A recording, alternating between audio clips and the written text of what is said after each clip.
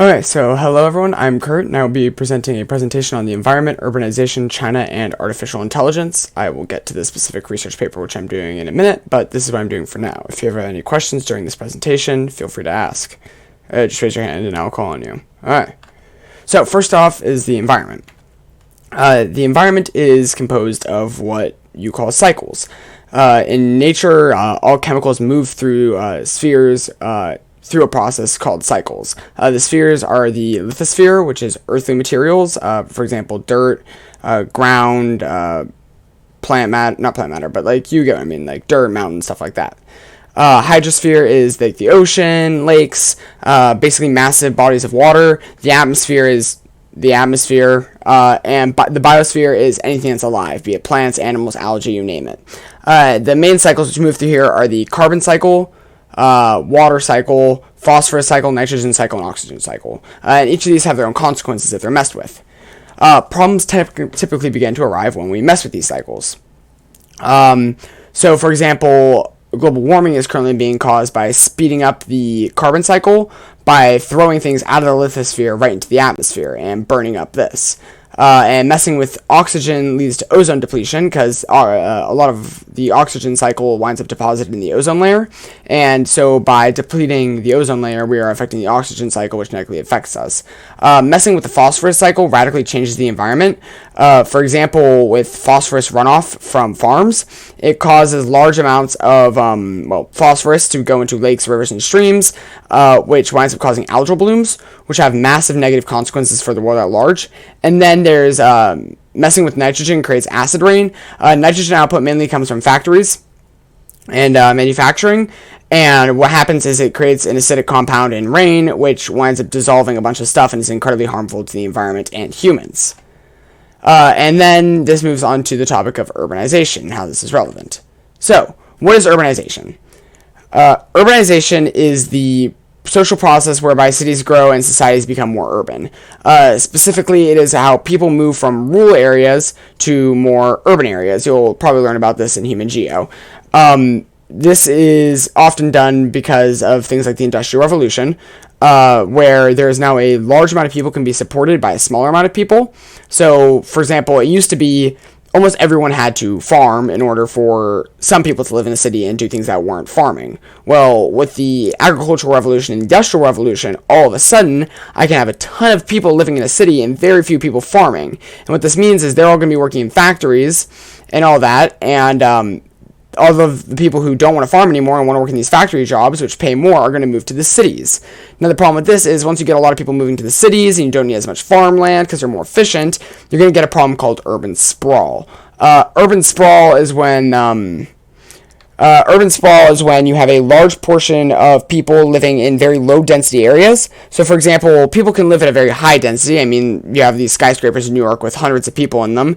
Or they can live at a very low density where that same population at that skyscraper may be spread out over a large area of land in, say, a suburban neighborhood. Urbanization is particularly bad for the environment because it increases carbon dioxide emissions, because people are now in a more commuting position where they do a lot more, commuting, and also people tend to consume more energy and resources when they're in an urbanized environment, and also the transfer of the resources from those outlands where they're produced, like farms, into the city also produces more carbon emissions. And also, it increases nitrogen output because urbanization is often linked to an increase in industry. And as you have an increase in industry, you increase nitrogen output, along with an increase in actually used farmland for your increasing population. You will also have an increased output. This is seen, for example, in farming. You didn't really have a large nitrogen output until the agricultural revolution. And urbanization is linked to an increase in water use and export, which also means that urbanization is also linked to an increase in water usage and water pollution, also because of the industry, but also because they're using more disposable land, and then again also urban sprawl. Now, the problem of urban sprawl is particularly bad because it causes cities to move into previously uncultivated land or farmland, which pushes those farmlands out into less optimal areas purely because that is no longer convenient to work in. And this is also a really big problem for higher income nations. For example, in the United States, you'll see these really long, spread out, just miles and miles and miles of suburb. Whereas in other nations, for example, well, it used to be India, you would have just sort of people living all over the place. In Africa, you don't really have these massive urban centers. This leads to the problem where it kills the environment completely. As you can see here, this is a GIF of Brazil's rainforest over the last 10 years, or at least a chunk of it, where a forcing of the agriculture to move is causing a massive destruction of the forests. And it also increases pressure on agricultural industries, because when you have 98% of the population providing for 2%, well, if one harvest fails, that's not as bad, but when you have 2% providing for 98%, one harvest fails, that completely annihilates the entire population of the city.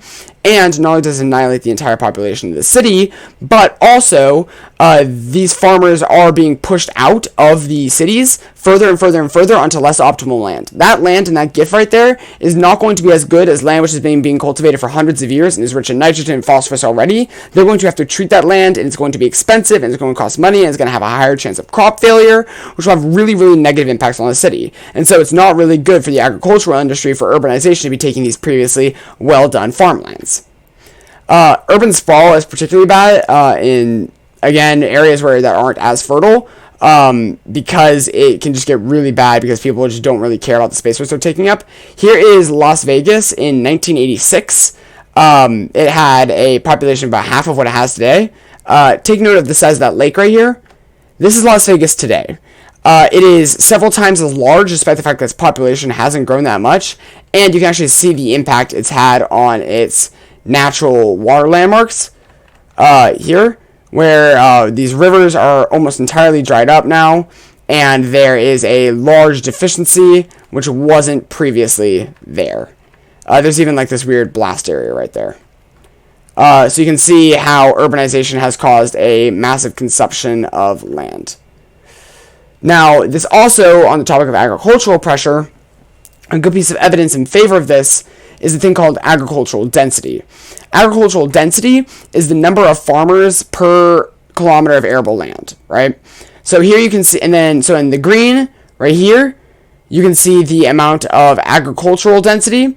For example, China has a very high agricultural density. Ethiopia and all these LDCs are lesser developed countries, but more developed countries like Europe and the US and Brazil and Australia have a very low agricultural density, because even though they may have high amounts of farmland, they're so developed that they don't need as many farmers per piece of arable land.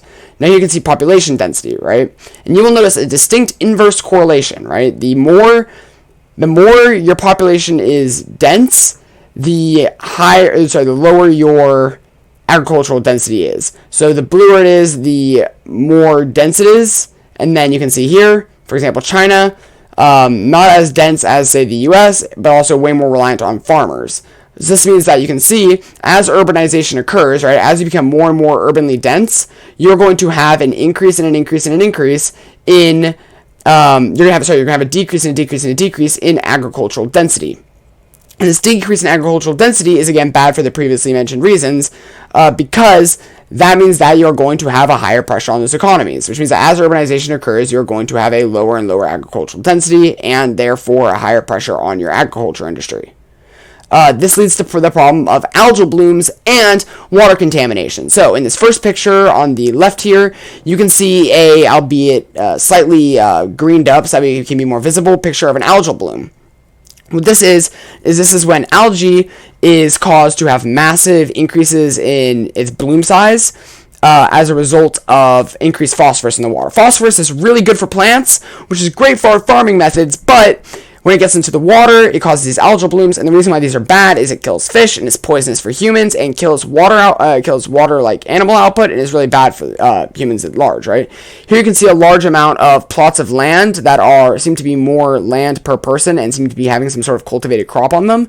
This means that these could run off into the water, and there's likely some up this river, which means that you would see a large amount of phosphorus in this water, which would be very bad.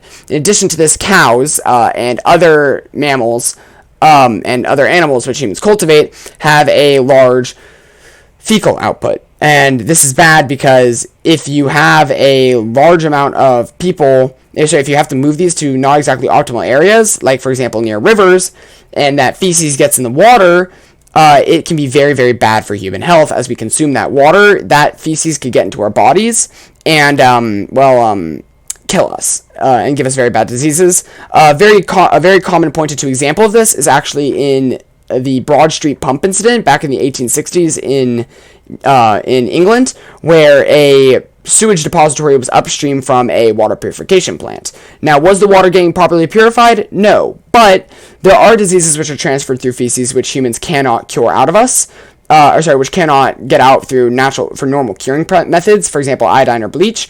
One is common as a result of beaver fecal matter and is also found in bovine fecal matter. So the spreading of these diseases is also a negative impact of urbanization as cultivation of crop and animal gets pushed into less and less optimal terrain. So what? What do we do about this? Well, artificial intelligence, that's what. Ignore that. So, what is a neural network? Okay, it's pulling up right now. So what is a neural network? I'm going to play a little video. And last summer, my family and I visited Russia. Even though none of us could read Russian, we did not have any trouble in figuring our way out, all thanks to Google's real-time translation of Russian boards into English. This is just one of the several applications of neural networks. Neural networks form the base of deep learning, a subfield of machine learning where the algorithms are inspired by the structure of the human brain. Neural networks take in data, train themselves to recognize the patterns in this data, and then predict the outputs for a new set of similar data. Let's understand how this is done. Let's construct a neural network that differentiates between a square, circle, and triangle. Neural networks are made up of layers of neurons. These neurons are the core processing units of the network. First, we have the input layer, which receives the input. The output layer predicts our final output. In between exist the hidden layers which perform most of the computations required by our network. Here's an image of a circle. This image is composed of 28 by 28 pixels, which make up for 784 pixels. Each pixel is fed as input to each neuron of the first layer. Neurons of one layer are connected to neurons of the next layer through channels. Each of these channels is assigned a numerical value known as weight. The inputs are multiplied to the corresponding weights, and their sum is sent as input to the neurons in the hidden layer. Each of these neurons is associated with a numerical value called the bias, which is then added to the input sum. This value is then passed through a threshold function called the activation function. The result of the activation function determines if the particular neuron will get activated or not. An activated neuron transmits data to the neurons of the next layer over the channels. In this manner, the data is propagated through the network. This is called forward propagation. In the output layer, the neuron with the highest value fires and determines the output. The values are basically a probability. For example, here, our neuron associated with square has the highest probability. Hence, that's the output predicted by the neural network. Of course, just by a look at it, we know our neural network has made a wrong prediction. But how does the network figure this out? Note that our network is yet to be trained. During this training process, along with the input, our network also has the output fed to it. The predicted output is compared against the actual output to realize the error in prediction. The magnitude of the error indicates how wrong we are, and the sign suggests if our predicted values are higher or lower than expected. The arrows here give an indication of the direction and magnitude of change to reduce the error. This information is then transferred backward through our network. This is known as backpropagation. Now, based on this information, the weights are adjusted. This cycle of forward propagation and backpropagation is iteratively performed with multiple inputs. This process continues until our weights are assigned such that the network can predict the shapes correctly in most of the cases. This brings our training process to an end. You might wonder how long this training process takes. Honestly, neural networks may take hours or even months to train, but time is a reasonable trade-off when compared to its scope. Let us look at some of the prime applications of neural networks. Facial recognition. Cameras on smartphones these days can estimate So, basically, what AI is it's also known as artificial neural networks, as he said in the video. The net benefit to these is they are able to make incredibly precise deductions based upon pieces of information. The way they do this is I'll give them my natural input, and they will take that natural input and determine its component parts. For example, as the guy said in the video, it will look at each of the pixels and determine what they look like, and it may break it down into, say, this line of pixels here, this line of pixels here, this line of pixels here. Then it goes through a process called training. Training is where I will give it a bunch of examples, and it'll take guesses, given the information that it has, and it will slowly learn what pieces of information work and what pieces of information don't. And then it will be told if it was right or wrong, and then it will learn and learn again and again and again, until eventually I can give it a situation, a completely new situation, and it can give me an output based upon that situation, which isn't something which is known yet. and we can use that as a predictor method. These often have incredibly high rates of accuracy because they're not only able to take into account what we know, but they're also able to an extent, predict variables which aren't known. For example, if I have a list of 30 variables, and normally I give it all 30, but this time I say 2 are unknown, it can, like a algebra equation, figure out what those 2 variables might be based upon the output. And that's why sometimes you'll have this graphic right here sort of mirrored, because it can also give reverse outputs. I can give it a result, and it can tell me what inputs likely cause that result. Any questions about that? Common questions for the purposes of this audiocast, maybe stuff like, well, how does it actually work? Like, how does it know weighting? And to that I would say, well, at first it starts out everything with a 1 weighting. And then if it determines that, well, going down this path gave me the wrong output for this input, then it would change the weightings all along that path to lower. And then stuff like, well, then how is it actually able to generate something new? Could be used, I could explain reverse graphic, where basically it goes the other way around, where it takes a result and breaks that back into its component parts and smaller component parts until it's able to break it down to its smallest components. And then that would be able to do it in reverse. It would also be something like, alright, well, let's keep going then. So we got, so when you go to questions, that's the sort of stuff that may be asked. Now, explosion, how do we apply this? Well, it's through an integrated development approach to modeling eco-environmental effects from urbanization. That's the name of my study, Explosions, because it's such a cool title. But actually, though, it is pretty interesting. If we dissect this title for what it is, an integrated sustainable development approach to modeling eco-environmental effects from urbanization. An integrated sustainable development approach, meaning that it isn't trying to stop urbanization or find out what the effects of urbanization are. We know what that is. What it's trying to do is it's trying to find out a way that we can actually integrate our knowledge to actually find a way to develop better approaches to actually urbanizing and getting an increased urban population without actually killing the environment. And the objective of this is to specifically study the effects of the eco-environmental effects from urbanization. So how urbanization directly affects the eco-environment, so the environment, and how the environment also affects urbanization. It's sort of a quid pro quo sort of I do this to you, you do it back to me sort of thing. And to forecast the ecosystem's quality and environmental conditions of the Jingzhou province in China in the future. They specifically use this province for something I'll get to in the future, but they specifically use this for the model. And also to develop an improved environmental management strategy that balances urbanization and eco-environmental conservation. This is sort of an extension upon what I was saying earlier, where the idea behind eco-environmental urbanization isn't necessarily to say we should stop urbanization, but to find out how we are actually affecting the environment right now in terms of are we acting sustainably, and if we are actually getting better, and what specifically plays into that. So specifically why China and Jiangsu. I can't pronounce that word for the life of me. Urbanization in China is a major thing right now. Only recently did the urban population actually become higher than the rural population, and this is especially important considering that China has the largest population in the world of over 1.2 billion, but they have a curbing off population, which means that it will be fairly constant within the next couple years, so we don't actually have to be concerned about population change being something that's drastic and based upon food availability, because it's almost certainly going to remain fairly constant for the next couple decades.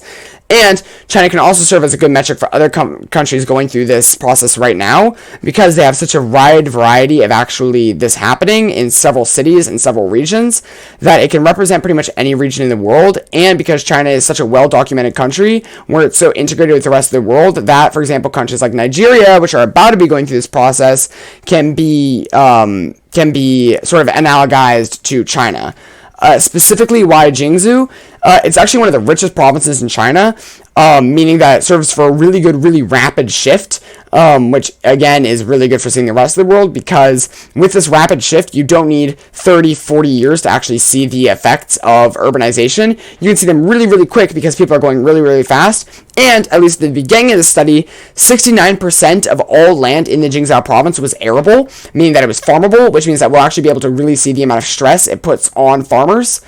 It also is experiencing rapid urbanization, as previously mentioned, industrialization, and radical socioeconomic shifts, which makes this even better analog for the rest of the world because, as a result of its rapid urbanization and rapid industrialization, with the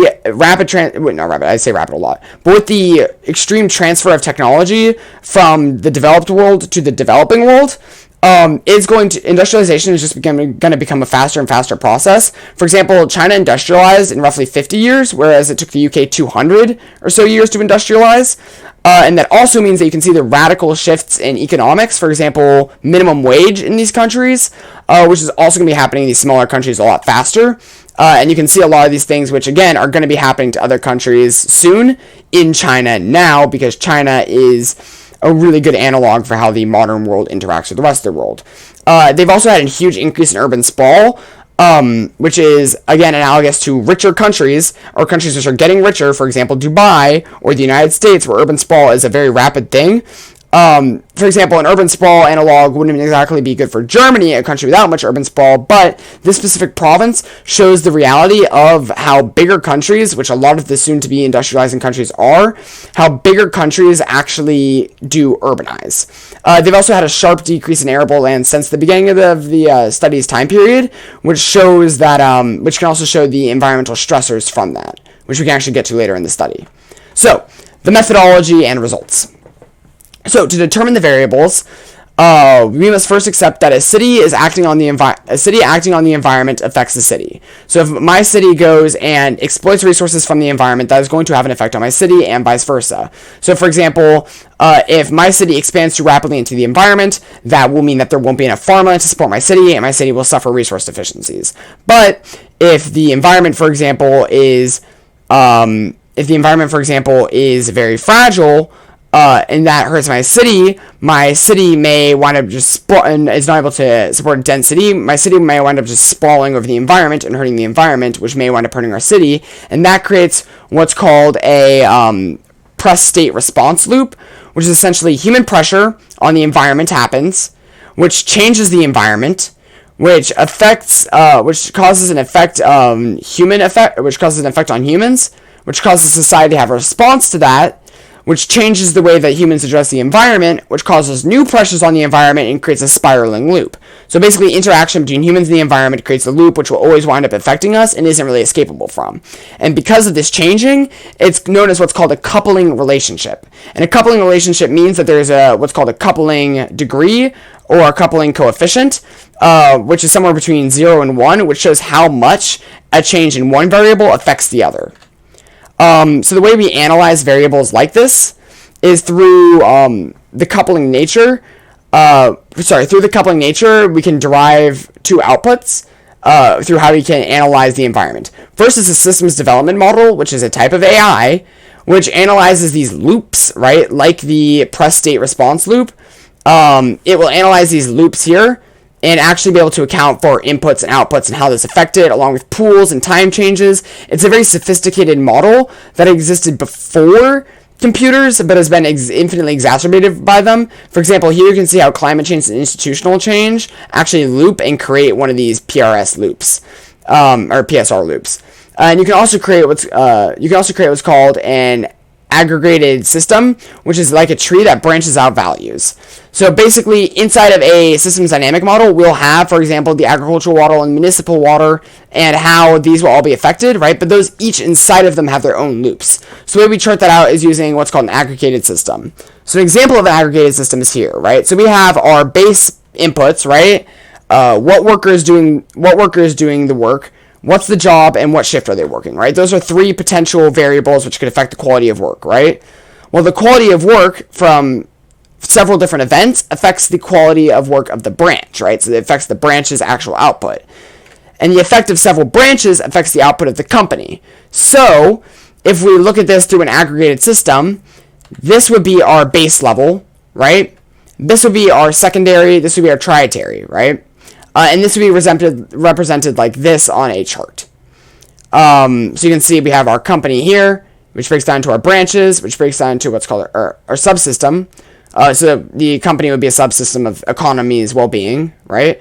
Which breaks down to a functional group, or what is sort of contributing directly to this, index sets, which are basically a way of categorizing these smaller categories, and then these smaller categories.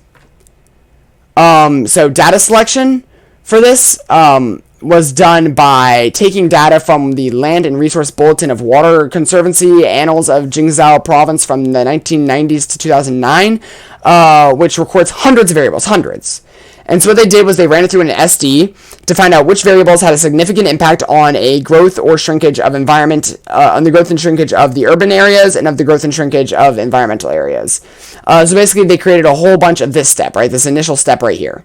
So they created hundreds of those for each of the variables, and they determined that only 58 of them actually had a significant effect on the actual output on the environment. So as a result, you have a very high certainty that these are the 58 variables which are directly relevant to the environment as a whole. These were categorized like this. These little numbers next to it are the weights it gave it, or the biases, right? So for example, a strong increase in populated urbanization would be a bit less important to urbanization than a strong increase in economic urbanization. So the main qualities here are, or the index set, right? So they measured these 58, right? And it indexed it to the total size of the population, the structure of the population, or how old the population is, how much they're aging, how that's all going, population growth, or the rate at which it's growing, economic amount, or the size of the economy, economic structure, or how the wealth is distributed, economic growth, which is how the economy is getting better, and economic efficiency, which is what's called value-added response. So basically, I have a good, right, and this good costs me $3 to produce. How much of that $3 is actually do I make, right? So it costs me $3 to produce it. I make $8, or let's say I make $9, right? So I have an economic efficiency of 200%, because I am 200% more efficient than the initial production value. Then there's living quality, which takes a bunch of factors into account: infrastructure, science, technology, culture, urban quantity, urban scale, urban density, and then stuff on energy and environmental technological investment. So the four main types of urbanization, according to this, are populated urbanization, economic urbanization, social urbanization, and spatial urbanization. That'll become important in a second. So, what was found in the aggregate, right? So we have this aggregate here. So what does it mean? So, as I said earlier, there are four main types of urbanization which were found, and a system of formulas known as the Gray relation theory, which is a very, very complex system of math, was used to find out exactly which of these smallest variables directly applied to urbanization and impacted environmental destruction. So here's the process which it goes through, right? You have the coupling relationship assessment, which figures out how much each of these individual small variables actually affects the final output, which indexes it like this, and finds out which ones are the most relevant by selecting the critical variables, or the ones with the highest coefficient, and interpreting inner structure. Or what that means is the ISM, basically what it does is it finds out which one of these how these actually affect this and how they should be weighted, right? So this finds weighting and this finds coefficient, right? And these together are used to figure out how sustainable the environment is. And then the SD is used to find analyses of reality and random inputs and stuff like that. And it's used to find how random changes may occur, so it's not just one strict formula. So as a result, the GRT was found to use the relationship coefficient between the variables and other forms of urbanization. This shows how much one affects the other, right? So, as you can see, in the 1990s to about 2000, there was a decrease in the actual danger of human activities, right? So human activities became less directly impactful on the environment between those two time periods, but it became worse recently, right? So the direct results were proportion of industrial output to industry and agriculture output, right? So how much industry is directly related to agricultural output had a coefficient of 0.741. Non-agricultural industrial output by persons, right? So how many people are employed in non-agricultural output it has about a 0.69 effect. Proportion of value-added trietary industry to the GDP is about 0.69 again. So these are just a list of variables which affect it. I can pause them for a second if you would like to read them, but these all fall under one of those 4 categories, and this is just how much, this number over here is just how much they actually affect, and this is what they were classified under on that chart earlier. Alright, so, meaning. So as I said, from the period of 1990 to 2000, the provinces were increasingly sustainable, which meant that they were actually really good. But with the implementation of the city and town planning of the Jiangsu province, which is focused on city expansion, the city actually stopped being sustainable. And so the reason which is theorized why that happened in the paper is because as you got this decrease in efficiency, you got an increase in you have this decrease in efficiency because as you motivate more and more people to move to the city and you focus on the city's industrial output and economic output, you're going to get more of these suburbs. You're going to get more of these people who have money, who are able to go from out of the outer regions and move in, and that's going to increase industrial output, which is going to be bad for sustainability. Also, a general increase in population is also going to have a negative impact. For example, industrial wastewater, coverage rate, capita green public land use, stuff like this, is all going to have a negative effect as a result of an increasing population. So as the population increases and the sprawl gets worse, which is what this plan attempted to do, the environment just got worse. So, using the AI developed for the Jiangsu province, Zhu province, the researchers were able to accurately predict the growth and sustainability of the cities, of other cities, within 4.5 to 9%. They did this by running it on the future and comparing it to nowadays. So, for example, we know how it was in 2015, and it turned out to be accurate. And they ran the simulation of the future over the next 16 variables over the next decade and determined that development at this rate would be disastrous, except for in the case of social urbanization. Populated urbanization is a tricky one on this graph you can see here because it's directly linked with spatial urbanization. It's directly linked with all of them. So just the population increasing in the current area wouldn't be bad. That's incredibly unfeasible. And social urbanization, as it was described in the paper, is essentially a increase in people who go to the town, but not necessarily in the actual increase in the population or the amount of people who move there. Natural urbanization is a increase in just the people who live in the town and assuming that the population density is going to remain roughly the same while the town expands. Spatial urbanization involves things like suburbs, and economic urbanization includes an expansion of factories. So as you can see, each of these just on their own has a negative impact, and in the long term, it would be detrimental to the city at large to have each of these environmental outputs. And it's almost certain, within about 95 to 91% certainty. Any questions? Questions at this time may be, how can this be applied? This can be applied to the modern day by running it on other cities and seeing how it can actually be used in the future, and how it can be used on other stuff. This is just the general idea of how it can get better. Another question may be, how is AI relevant to this? Well, AI is what's used to develop those actual programs and run all the formulas, and an AI was able to predict human ability by functioning like a human thinks through learning and learning human behavior. And this also tells us, the other impact of the study is it tells us 16 specific variables which companies and countries can focus on to actually determine what we can do better as individuals to figure out how we can expand how we can address urbanization and the growing economic crisis. Also, just for reference, the projections here actually wound up being worse. The economic coefficient wound up getting worse over the last couple of years. So it wasn't just this, it wound up actually jumping back up to above 0.72, so almost like there was no regulation again. It was very bad. The Jiangsu province is now actually one of the most polluted provinces on the planet. My opinions on the study. So as far as the legitimacy of the study goes, which is something which is categorized in the rubric, as far as the legitimacy of the study goes, I think that it is fairly legitimate. I think that the scope of the project was too small to get a really good neural network done, and that it almost seems just like a linear formula.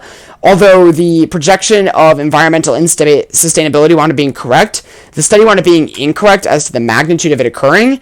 So I would say is that the fundamental ideas behind it proved to be true, and the general output of the study proved to be true, but optimally we would want to have we would want to be more aggressive with our risk calculation, and you definitely need more data to get a more effective AI. As without a more effective AI, you're not really going to get anything out of it.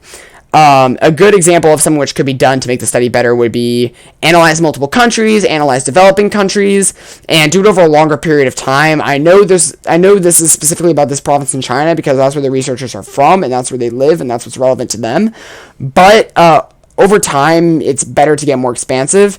And in addition to this, their description of a lot of the functions which they were utilizing wasn't very in-depth. They explained the formulas behind some of them, but for example, their AI training wasn't well explained. They didn't explain how long, they didn't explain what method. They also didn't explain what type of neural network they used. They said artificial neural network, and they trained it, so I'm going to assume it was like TensorFlow, but they never actually explained the specific functions of it, although they did explain set parameters, which can be used to replicate. The replicability of the study isn't that strong, and that's a major falling point for this study. So I would say the best thing it can do at this point would be to try to do it again with modernly existing cities, or to try to analyze more cities like this in the future. Anyways, that has been my presentation. Note for the actual presentation, it will be a bit longer as I'll show the entirety of the video and not at 1.5 speed, and also there'll likely be more questions. But here are my citations. Yeah, so thank you, and that is all.